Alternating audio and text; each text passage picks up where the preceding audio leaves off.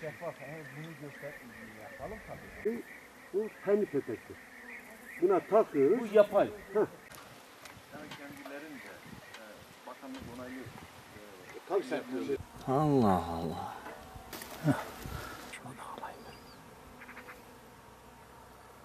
Bu kovan aslında iki çerçevelik de yarım çerçevelik. Bak biri buraya, biri buraya takılıyor. Ali Bey'in elindeki bal, onun elindeki bal temel petekli baldır. Bu benim elimdeki bal, bu doğal baldır. Bu da doğal balın Boşu. ilk boşu. Yani Yani şimdi arı şunu yapmış. Fakat sezon bittiği için doldurmamış, boş kalmış. Bütün hep arı ve arının özünde yani şu olduğu mum hep arının özünde. Doğal. Şunun dolu şekli bu. dolu şekli dolu bu. şekli budur. O şekli. Boş Bu şekli daha bu. da dolmamış. Daha Daha da da dolsa doldurmamış, buraları da boşluk tam var. doldurur. Bunun içinde 80 gram yapay yaklaşık olarak 80 gram yapay petek var tek yapraklı. Onun dışında şu vatandaş bilmeyebilir ben biliyorum. Şuraları aracı arkadaşımız eğer dışarıdan desteklemiş olsaydı komple böyle güzel sıvanırdı. Ve bu da sıradan bir bal değil. Sadece bir temel 80 gramlık 3 kiloluk çerçevede 80 gramlık temel petek var. Eğer şunu sıyırarak aldığımız zaman tamamen organik bir baldır. Yani Tamam, bu çerçevede çalışan arı tümüyle kendi emeğiyle. Çünkü eğer arıcı şurup vermiş olsaydı bakın ben şuraları komple doldururdu. Bu çerçevenin albenisi daha güzel olurdu. Vatandaş bunu bilmeli. Çok ufak yani 1 kilo şurup vermiş olsaydı arı şuraları çok güzel şişirirdi, düzeltirdi, sırlardı. Ve bu arkadaşımız kaliteli bir bal üretmiştir. Ve şurası çok önemli bir mevzu değildir. Vatandaş orayı doldursa 3,5 kilo gelirdi. Doğru. Bu zayiat değildir. Şu bir püf noktasıdır. Doğru 200 olanlar arıyla da var. çalışıyorsa yani 200 çerçeve jilet gibi tertemiz bal çıkarma şansı yoktur. Çünkü bırakır buraya hiçbir destek vermez. Dağdan kendisi arı ne getirmişse onu kullanmıştır ve şekil bu. Yapay bal insanlar tarafından arıya destek verilerek veyahut da doğrudan doğru yapılarak sunulan baldır. Bal değildir. Gerçek bal arının çiçekten getirip bu elimizde gördüğünüz şu petek, bu petek içindeki ballar tabii ballardır. Demin arkadaşımızın da söylediği gibi bunu arı dışarıdan getirmiş, kendi geldiği kadarıyla o kadar yapmıştır. Evet. Bunu da bak yapmış, hazırlamış, ona hiç doldurmamış. Şuna Kavuşturamam. bak hiç bunu yapamamış bak. Bunu hiç yapamamış. Şu diğer çerçeveyi şunu biraz daha iyi yapmış ama bal dolduramamış. Buna da bu kadar doldurabilmiş. Evet. Daha fazla dolduramaz. Bu da tamamen doğaldır. Mumu da doğaldır. Balı da doğaldır, mumu da doğaldır. Evet. Fakat bunda temel petek vardır. İnce bir tabaka. O temel peteğin dışındaki şeyler Onda şu var yani. Şunu bir gösterelim. Şu vardır, şuradaki vardır. Evet. Ham maddesi bildiğiniz balda kullanılan mumdur. Ama katkı yapanlar varsa biz onu bilemiyoruz. Dediğimiz şey bizim bildiğimiz kadarıyla insanların yemesinde bir sakınca yoktur. Çünkü Tarım Bakanı müsaade etmez. Eğer sağlıklı olmazsa bu mümkün değildir. Buna Tam tabaka takılıyor. Buna tam takılıyor. Şuna bu takılıyor. Ha. Çünkü şunlar ayrı. Evet. Bu kara kovan diye geçiyor. Buna başlatmak için yapıyor. Yani Buna şöyle bir parça da kessen yapıştırsan istersen şey de getirebilir. Mesela şunu imal eden o mumu da getirebilir. Mesela biz burada külçeye eritip hazırlıyoruz. Tanıdığımız fabrikaya götürüp imal edip alıp geliriz. Yani o Yani mumun deminki imalatı arkadaş dediği gibi şunların eritilmiş Evet. fabrikasyon şekline dönmüş şeklidir. şeklidir. Yani bu boş. Bunu kesip fabrikaya götürüp yani çok miktarda götürüp şekillendirip çerçevenin yapısına göre düzgün bir şekilde o şekle çevirmedir. Yani biz bunu halk arasında zaten yiyilecek bir maddedir.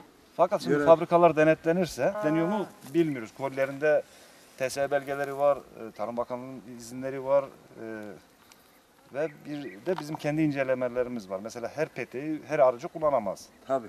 Arı da bunu tespit ediyor. Kullanmıyoruz. Bozuk bir mumu arı da Bildiğimiz yerde kolay kolay alıyoruz, işlemez. alıyoruz. Biz güvendiğimiz, tanıdığımız ve Tabii. sürekli bağlantı Yani kurduğumuz %99'u güvendiğimiz, bildiğimiz yerde alıyoruz. petekçilerden alıyoruz. Yani çok fazla detayını da bilmiyoruz. Kimyasal katkısı nedir? Yani bakanlığın denetlemesi. Çünkü Mersin bölgesinde, Adana bölgesinde, Muğla bölgesinde, Karadeniz Ordu bölgesinde mum yapımları var. Çok sağlıklı olup olmadığına çok emin değiliz. Fakat şu anda kullandığımız mumlar bizim için fena sayılmaz.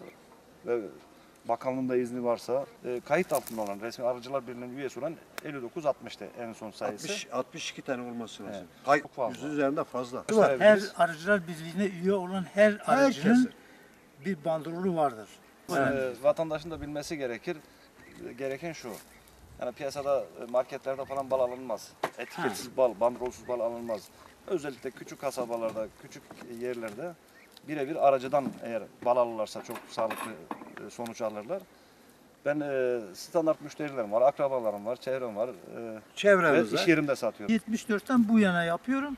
Hep de kendi müşterilerime veriyorum. Bir durumdayız. Ve şu anda Kirli'deki Çimen Pastanesi'nde kendi iş yerimde Evet. Orada da sergiliyorsunuz, satıyorum. doğru. Bizim de aynı kendi devamlı müşterilerimiz vardır. Artı benim çocuklarımın dükkanları vardır. İstanbul börekçilik yapıyoruz biz pastane üzerine. Aynı Gül Ali Bey'in pastanesi gibi. Çocuklarım istersen 5 ton olsa, istersen 10 ton olsa, istersen 1 ton olsa. Orada Dükkanda tüketiyoruz. değerlendiriyoruz biz. Malımız 2 ay içerisinde bitip Şimdi balda hile iki türlü yapılır. Bir süzme ballar özel olarak yapılır. Hiç arı görmez onu. Altı balı Yani adı şimdi verdikleri 10 kilo balı 100 liraya Sahte satarsa bal yani diyenler biraz işte akıl odur. mantık vardır. içerisine biraz bu mumdan bir kırıntı da atıyor üstüne. Getiriyor cami önlerinde satıyorlar. O televizyondaki Başka? de bilmiyorum. Onu bilmiyoruz. Onu biz Şu balı ben 120 liraya satıyorum şu balın kilosunu. Orijinal. Evet. orijinal 120 lira o balın kilosunu satıyorum. Evet. Şu petekli balı 60 liraya satıyorum. Dükkanda İstanbul'da verim bunu evet, satıyorsunuz. evet 60 lira dükkanda şıpır şıpır alıyorlar. Şimdi bu 3 kilodur. Bunu 1 kilonu istiyorlar. Yani diyor şimdi 2 kilo olursa 120 lira yapar. Evet. Veya 3 kilo olsa 180 lira yapar. Ama 1 kilo olsa 60'a verip alıp götürürüz. 5 gün sonra bir hafta sonra yine gel bir Gene kilomuzu gel. alır. Siz He. Yani vatandaş böyle bunu ne düşünüyor? Çünkü yani vatandaş da haklıdır. Yani gücü yetmez, öğrencisi vardı, kendisi işe gidiyor, hastası var, çıkarıyor, aldığı maaş belli, yaptığı masraflar bellidir, kirası, suyu. Yani bizim yörede yani bu, takoz mal buna diyorlar. Takoz. buralarına şuraya konmuş ya. Şunlar var ya şunlar. Onlardan Bunlar dolayı takoz takoz. olarak geçiniyor. Bunun ismine takoz bal geçiniyor. Yani kara kuan balı diye geçiniyor piyasada bu.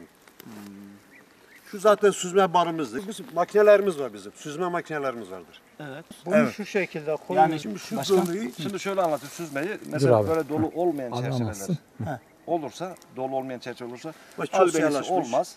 Evet. Esmerleşmiş bir baldır. Çok dolu olmasa biz bunu sırlarını alıp makineye koyarız. Bunu almayız. süzmeye yapmayız. Öyle mi? Tabii Piyasada bunun müşterisi satarız. Bu böyle farklı. satılır. Bunun içindeki bal özüyle en beyaz çerçevenin içindeki bal özü aynıdır. Bu- Yavru atarsa yavru. Bu çerçeve ilkbaharın yavru atmıştır. Mumun rengi değişmiştir. İçindeki bal özü hiç değişmemiştir. Bir de fazla O anlamda mı? Evet. Bu anlamda. Bir de çok beyaz olması, balın çok beyaz olması oğul balı, genç arıların yaptığı baldır. Çok Yavru çerçeve- atmamış. Hiç yavru atmamış. Ana ara ızgarası kullanılmışsa, yavru atmamışsa bembeyaz yahut da sarı. Şimdi tabii ki şimdi bunda bu siyahlık daha ziyade propolisle bunun içini bu gözeneklere bir balık koymadan önce Onu dolduruyor. bunları bir badana yapıyor. Bir ilaçlama yapıyor. O yaptığı ilaçlama hastalıklar için önleyicidir. Temizlik Steril için bir şey yapıyor. önleyicidir. O her atışında biraz daha kararıyor. Ha. Bir de oraya yavru